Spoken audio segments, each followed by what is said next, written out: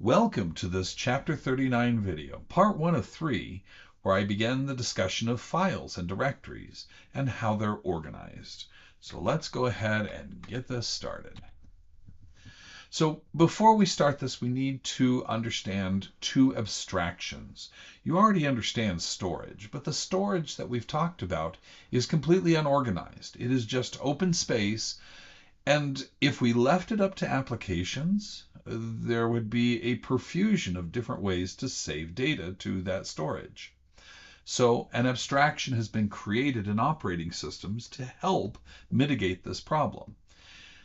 The first is to have what are called files in the file system, which would make sense. Files are representations of units of data. Unlike the storage that we're talking about, files really can be almost any size, so long as they fit on the storage. You can have small files, you can have medium files, you can have gargantuan files. Files can be whatever size they need to be, and they can be whatever format they want to be in. But the format of an individual file, such as this bar.txt over here, can be different from the format of this bar.txt that is over here. So we can have two files, different formats. To make this work, each file on a file system needs to have a unique identifier. We call this unique identifier an inode in the Unix-based file systems. It has other names, but normally this is a number. Inodes are numbers in Unix-based file systems. Usually these unique numbers help us separate the difference between a bar.txt that's over here as opposed to this bar.txt which is over here. These can be represented as two different files with two different inodes. The inode is usually not visible. We see a file name, and I'll get to how those file names come about. But each file in a file system needs to have a unique identifier.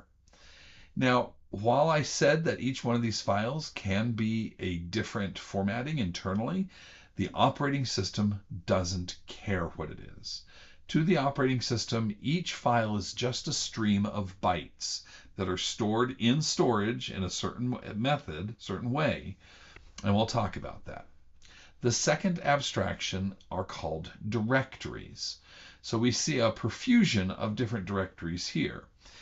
A directory is an operating system specific structure.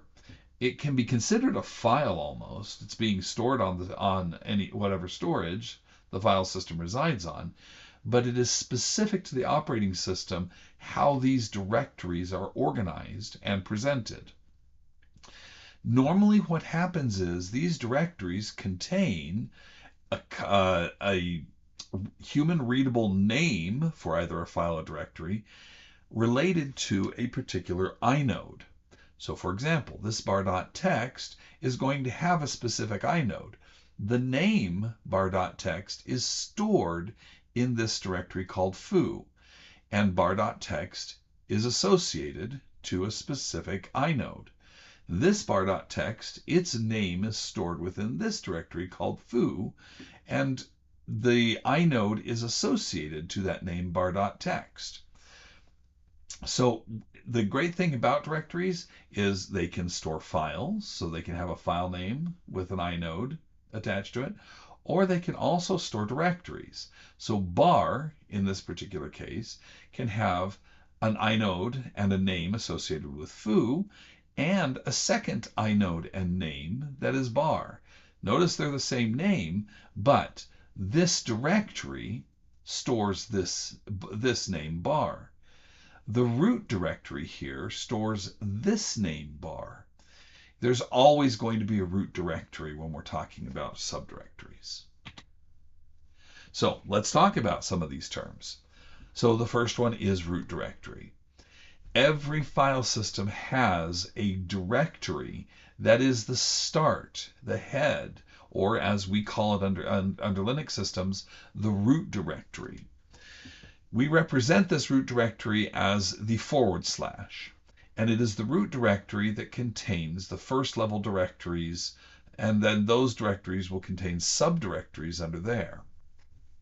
So we always start with the root directory. The second term we need to discuss are path names. So a path name is a unique way of describing a file or directory within a directory tree. Note we have two bar.txt files here, but they have different path names. They are unique in terms of their path name.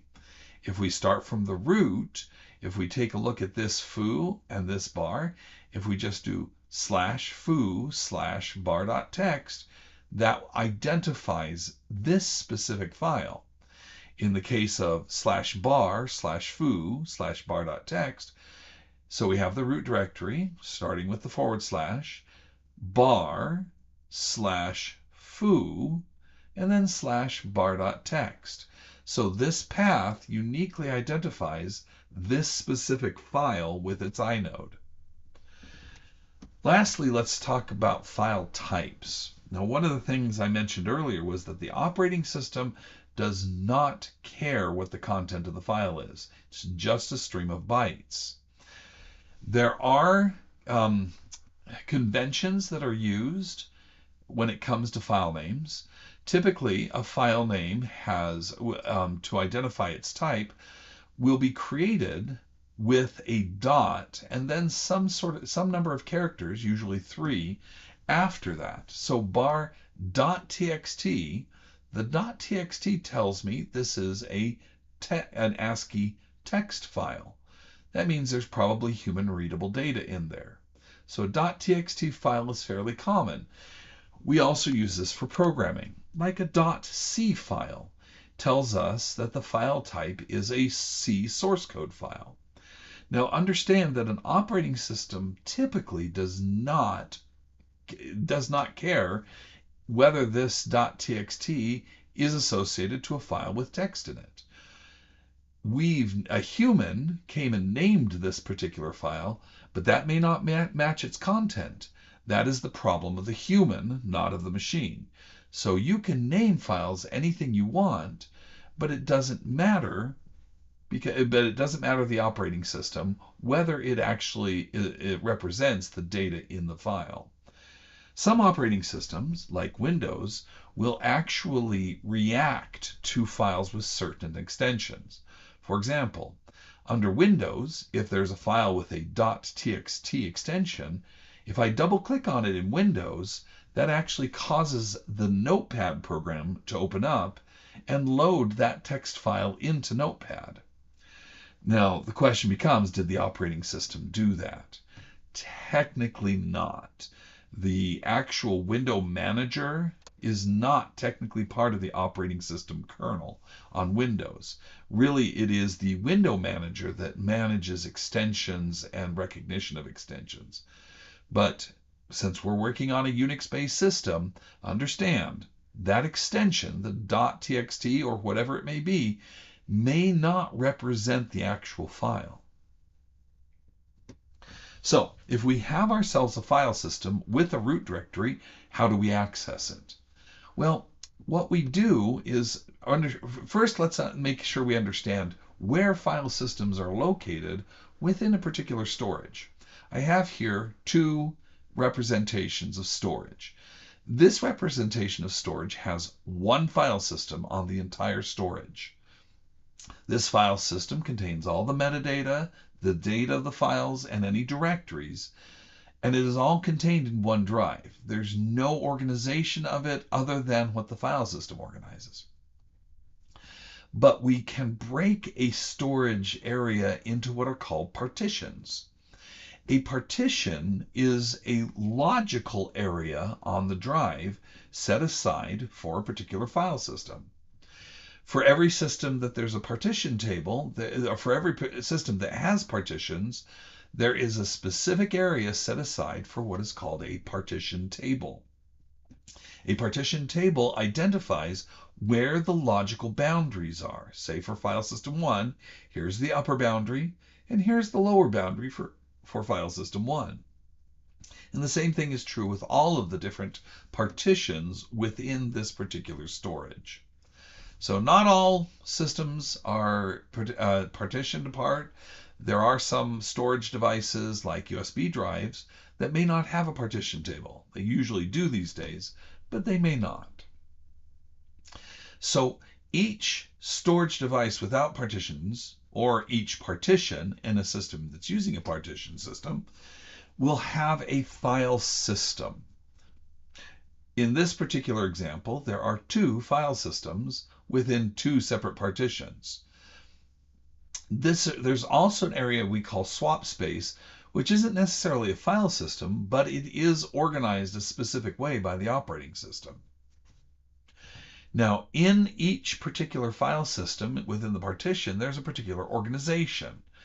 The organization includes some information as to which directory in the file system is the root file directory. And we usually keep this in something called the superblock. We'll talk more about it here shortly.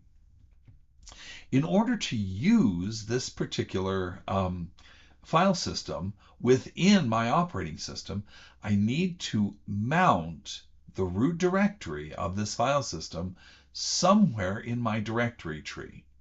This implies there is a directory tree, and with every operating system, there is always at least one partition that acts as the root directory partition, and then other particular directories may be mounted other places.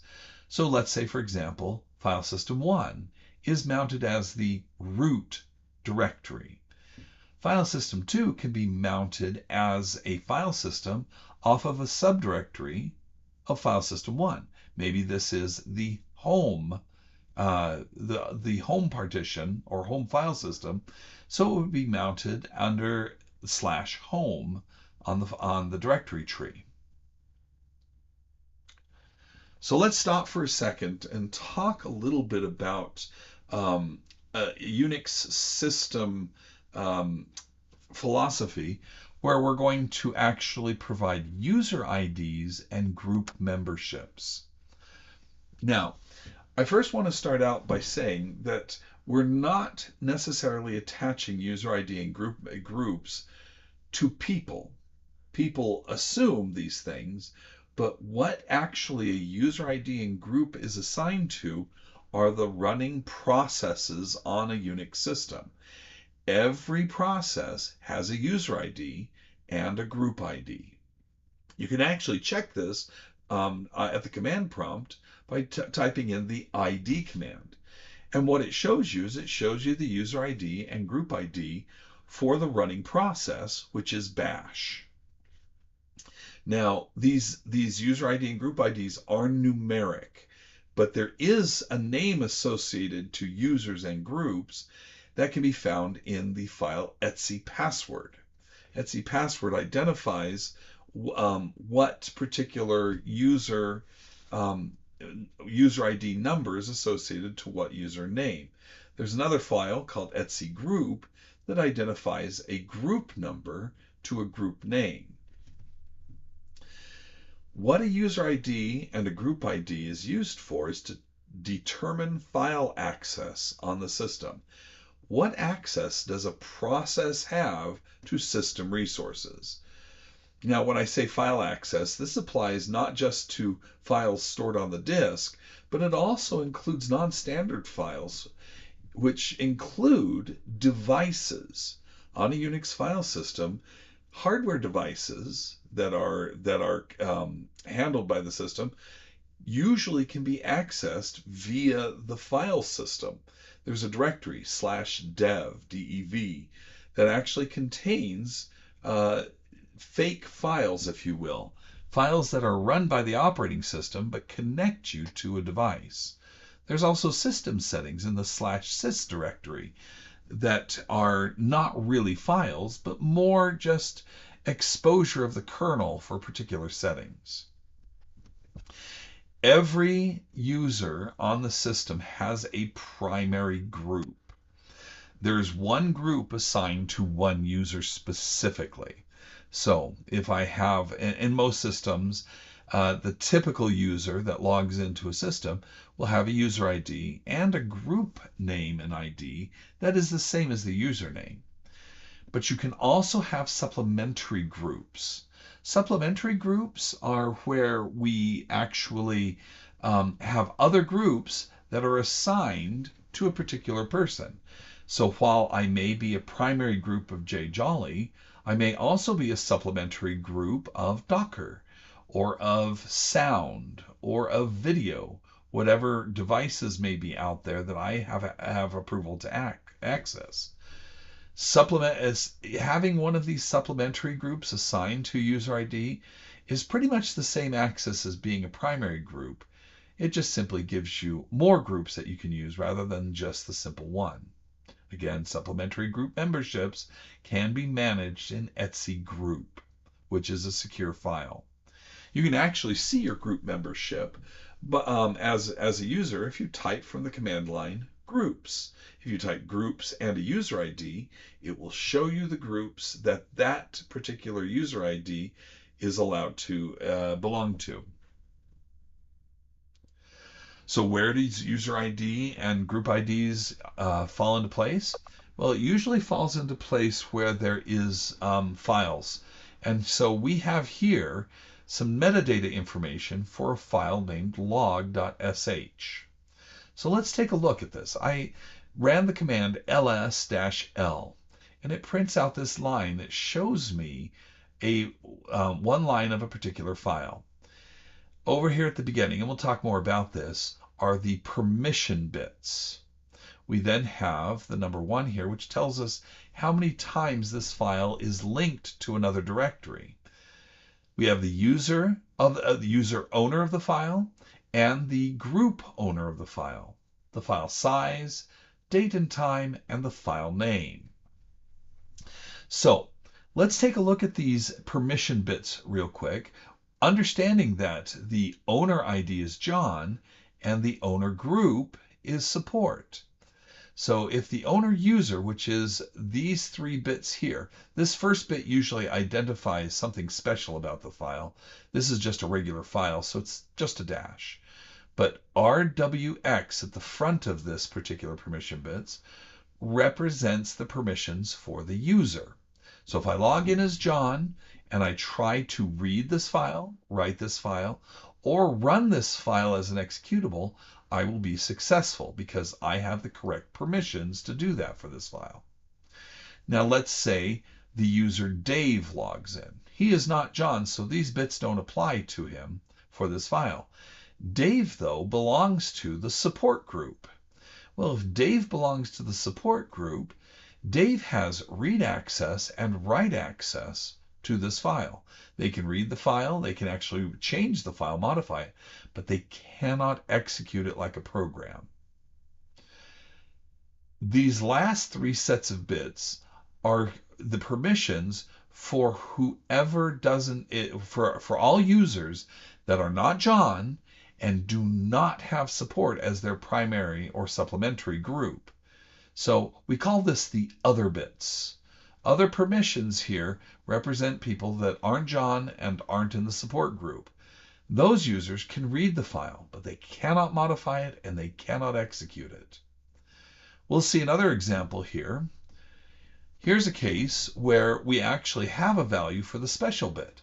The special bit shows D, which actually means that this is a directory. Here's the permission bits that we'll go through. Here's 5, meaning there are 5 links to this directory in various locations in the file system.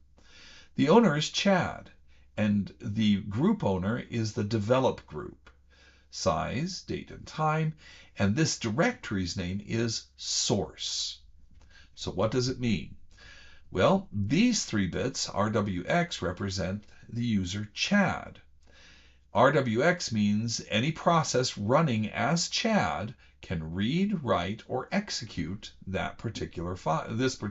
Actually, hold on, we're talking a directory here. Chad can read the list of the directories, write, meaning they can change files in the directory, and X means that they can make this directory their current working directory, meaning they can type the cd command to change into this directory. If the user is not Chad, but the user does have is part of the develop group, they'll be able to read the list of files in the directory, but they will not be able to change or modify any um, any of the directory entries. They can still modify files in the directory. They just simply cannot add new files or delete files or change attributes within those files. Execute again means they can change to that or directory or make that directory their current working directory. And finally, all the other bits are cleared, meaning that any user that's not Chad and does not belong to the develop group can do nothing in this directory. They cannot read it, they cannot write to it, and they cannot change to it. Now, when a file is opened within a Unix file system, the file is actually maintained within two separate tables. Let's say we have a parent process here that opens a file. When that file's open, the operating system kernel adds that open file to an open file table. What is added is a structure that basically keeps track of how many opens has happened for that file, where that file is, or where the current read-write pointer is within that file, and the inode, where that file is located. So the inode number is actually stored within the structure. The offset is used when reading and writing to the file. Right now in this particular file it's set to 10, which implies that we've read 10 bytes and now we are waiting for that next byte after 10 bytes have been read. So this is in the operating system kernel. Every process has a table in the operating system kernel specific to that process. You've already seen it. It's the proc structure in XV6. Well, part of this process structure is a list of file descriptors. We call this the process open file tables, or open file table. This process open file table is unique to this process, and each entry in it has an index number. So we see index number 3 actually references the kernel open file table. So this entry actually references what's already been opened, and so we have one process pointing to that open file entry in the kernel. The child process also has an open file to this particular inode, this file.txt. So our ref count, our reference count, is 2. We have 2 processes accessing it. Both processes see that they are 10 bytes into this file, meaning that the next process to try and read from this file will read starting from offset 10.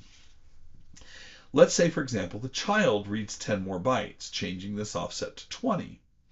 Well, if the parent decides to read data from this file, it will actually start reading from offset 20 because the child had read 10 bytes from it. So you can see there's a relationship between these two processes when it comes to open files. One of the nice things about these file descriptors in a process is there is a particular API called dupe that allows me to take a file handle and make a duplicate of it. So I can actually duplicate 3 so that I would have 3, which points to the open file table, and 4, which points to the open file table. This particular entry. That may not make a lot of sense initially, but there is a good reason for that. This brings us to the end of Chapter 39, Part 1 of 3, where I talk about file and directory organizations.